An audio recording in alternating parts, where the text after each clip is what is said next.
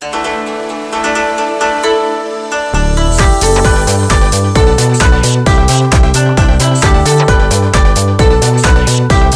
suis avec Lorcan Finnegan et je suis aussi avec Samantha Saturday pour poser des petites questions. Alors, I'm gonna talk about the movie, introduce the movie in French, and then I'm gonna ask you question, of course. Okay. We would ask you a question in English. So, hier, on a vu le film de Bifff. Après avoir retourné nos cerveaux à vivarium, Lorcan Finnegan revient avec un film qui frappe fort à la fois dans le sable et dans la psyché. L'histoire d'un père en quête de rédemption, de vagues et peut-être d'un peu de respect. Avec deux surfeurs, il livre une fable moderne sur la masculinité, l'humiliation et la reconquête de soi. Porté par un Nicolas Cage incandescent, rencontre avec un réalisateur qui n'a pas peur de plonger dans les eaux troubles de l'âme humaine. Hello, Lorcan Finnegan. Hello. How are you? Good, thanks. So, the story seems deceptively simple. The father returning home to share his passion for surfing with his son.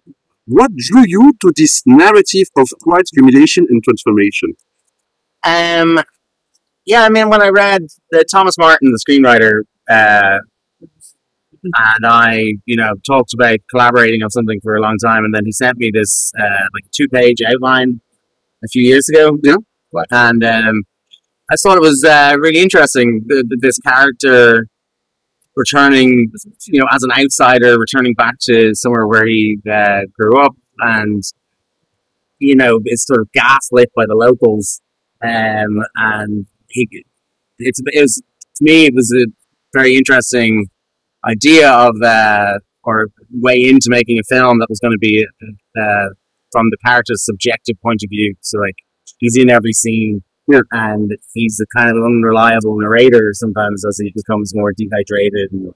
And so yeah, all of those elements, I thought, yeah, this could be a really good movie.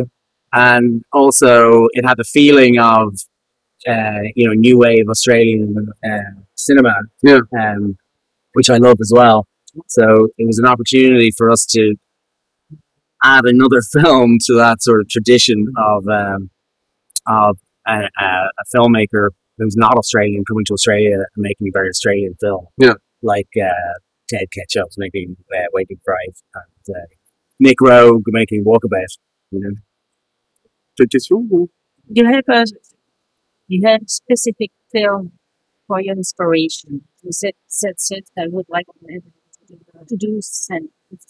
Not really, not anything specific. Just sort of, inspirations from various films. But I mean, the story itself was inspired by John Cheever's short story, The Swimmer, and then Frank Perry's film of that was an inspiration for certain elements of the film. Mm-hmm. And then a lot of those like films like Walkabout, Waking Fright, Long Weekend, Last Wave, Picnic at Hanging Rock, all of those kind of Australian films were also really inspirational in terms of like the tone and music and kind of hard lighting, sweaty faces and color, So when I'm thinking about a soccer, I don't think about Nicolas Cage. All right, okay, good. So why Nicolas Cage superstar? Why him? And it was difficult to work with him. No, it was great. We needed, like I was saying, because the film is all from this one character's story, and he's in every scene. It needed to be an actor who could really, capture your attention. And he's got a great face, and he's a lovely voice as well. I really like his voice.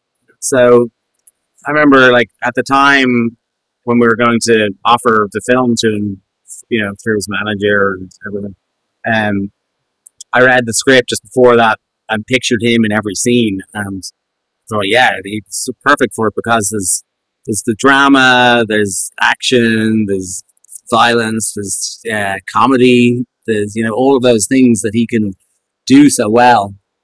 So and then he read the script and he really liked it, So we had a call and we got on very well, and we have the same kind of taste in films and sense of humor and everything. So it was pretty easy to work with him. The big boys are both absurd and threatening, almost tribal in their behavior. What was your process in crafting this antagonist? You mean Julian McMahon's character or all of them? All of them. Yeah, I mean, they're all a bit, you know, they're a little bit like boys in a treehouse, you know. And there's the alpha guy who's like Julian McMahon's character, obviously. And yeah, we wanted to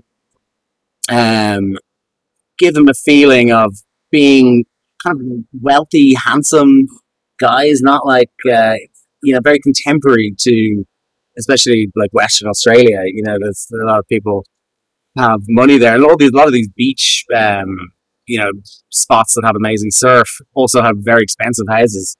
So they're kind of yuppies, but also in this kind of gang. And Julian McMahon's character is almost like a shaman, but would work with, you know, CEOs of companies who then, like, you know, they spend a week working with him on the beach and finding themselves, and then they go back to their job and fire 500 people. So there's that kind of weird paradox between these kind of culty figures, and they're actually quite corporate at the same time, you know. So, and then Julian, I kind of wanted to give him this slightly biblical sort of appearance with this red robe that he wears. He's almost like a early Renaissance depiction of Jesus or something like that. Nicolas Cage, he's following the scripts, or he adds something else in his personage. Follows the script mostly. I mean, a lot of the like tweaking to the script we did while in prep. You know, like changing dialogue a little bit, or taking some stuff out that wasn't necessary. So all that was sort of prepared before shooting so that we could work very quickly. But then we also left room to for some improvisation as well. And you know, like this the scene where he takes the rat and shoves it into Alex Bertram's mouth, saying "eat the rat." Like, that was something that wasn't in the script, but Nick was we had this rat like prop rat where he smacks it against the side of the car. There's two rats. There's one that would bite and had like a mechanical thing that bites his hand, and there's the one that was bouncy for like hitting against the car. So in the scene where he picks it up to go to eat it, he wants to put it in his pocket. He wouldn't. The art department guys needed the rat back, but he was like, "I need us to keep it." And so he kind of kept it in his pocket. We weren't sure what we're going to do with us yet. But he had this idea then that kind of came to him that was inspired by the Humphrey Bogart film Sabrina, where a character takes an olive and pushes it into this other man's mouth and says, "Eat it." So he kind of was inspired by that and wanted to keep his rat for the scene where he is in the fight and shove it into Alex's mouth. So I mean, we did then do like a test in the car park with that to see how it would work in his mouth. He wouldn't choke and stuff. So it wasn't just improvised on the day, but things like that we kind of developed as we were shooting. Surfing in the film feels almost spiritual or transformative. How did this element shape the story and the character's arc? The surfing in the film feels what? Spiritual? Sorry. Surfing in the film feels almost spiritual or transformative. Yeah. I suppose, I mean, that's like the beginning of the film. He's talking about life being similar to surfing. You either catch the wave or you get wiped out. So that's sort of a metaphor that carried through into all of the film, really. This sort of, it it's beautiful and it calls you forward like a siren to go surfing, but it also is very dangerous and violent. These waves build up slowly over time and then smash down on the beach, you know. So there's an element of that the Bay Boys and Scally, there's something attractive about them, but also dangerous, like the sea. Thank you. For the person who don't understand the end, the movie, Oh, yeah? do you have a clue to give? Well, you could tell me what you think. What do you think happens at the end of the film? Oh, it's safe. Well, that's the most important for him. Yeah, He wanted to swim whatever what's happening. Yeah, I mean, to me, it's like on a simple level. I mean, there's obviously other layers of things that are going on in the film, but he kind of needs to go through. Like at the beginning, he wants to buy this house that his parents, you know, that he grew up in, you know, before leaving. So it's a very materialistic kind of thing that, like, if he can buy that, that will fix all of his problems. I think he has to go through all of the stuff that he goes through in the film to come out on the other side, not needing that sort of stuff anymore. That he's kind of learned that more simple thing in life is to go surfing with the sun. That's enough. You know? So, but then there's obviously other, you know, interpretations of what we see at the end of the film with that sequence of the man on the beach, you know, in the water. But I mean, I think that's more interesting for the audience to decipher themselves. Thank you. So, so my last questions. The movie evokes falling down, but also revenge tales and even modern western. What were your main influence or cinematic reference when developing this project? Yeah, it's interesting, the western element. I mean, there is a little bit of like Sergio Leone kind of vibes, and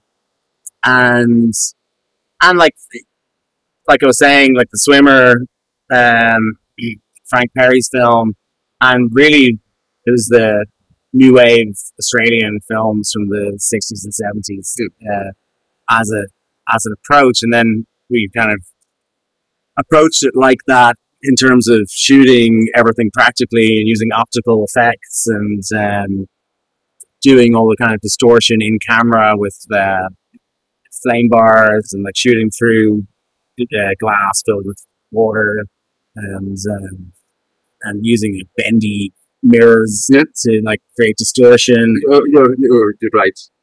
All of those kind of things, you know, are very traditional cinematic tools, you know, which we approached it like that, like we were making a film in the 70s, really. My last question will be more personal than around the movie, but are you a good surfer? No. I've only been surfing a few times, and I've never done lessons. So like every time I go out, I just get like smashed around and exhausted and half drowned. So I thought I would get really good at surfing in Australia because I was there for 3 months, but I didn't have time because I was making a film. Okay. You know? And last question: after the surfer, what's next? I'm working on a few different projects.